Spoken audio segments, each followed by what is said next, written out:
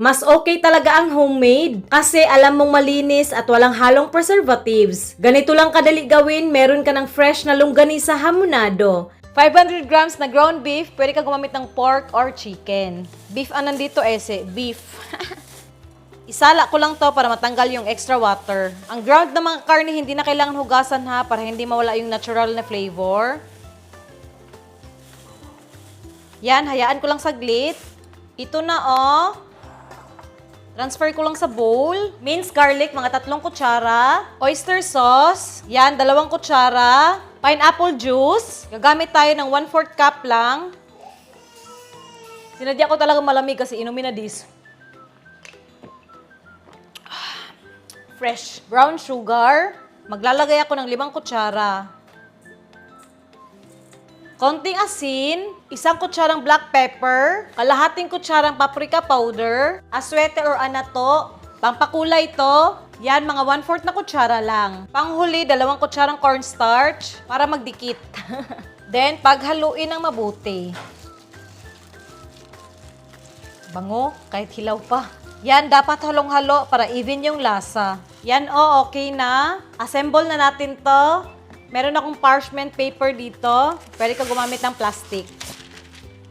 Mag-scoop tayo ng mga 1 kutsara.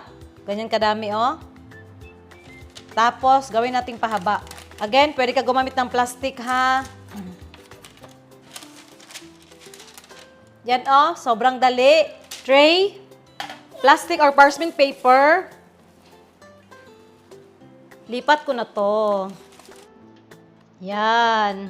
Siyempre, gagawin ko sa lahat. Bibilangin natin mamaya kung ilan ang magawa ko sa 500 grams.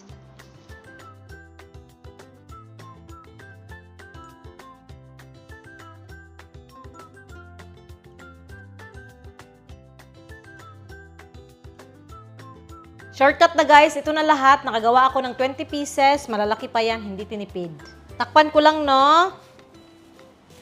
Ilagay ko muna sa ref or chiller ng mga 15 to 30 minutes para mag-dry lang. Ito na pagkaraan ng 30 minutes, medyo nag-dry na. Yan para hindi masyadong fragile at madali lutuin. Kawali, painitin, maglagay ng mantika pang prito. Pag ito na mainit na, magluto ako ng mga 10 piraso lang. Yan prituhin lang natin ng dahan-dahan para hindi masunog kasi may sugar yan. Sobrang bango, tapos baliktarin natin, para kabila naman.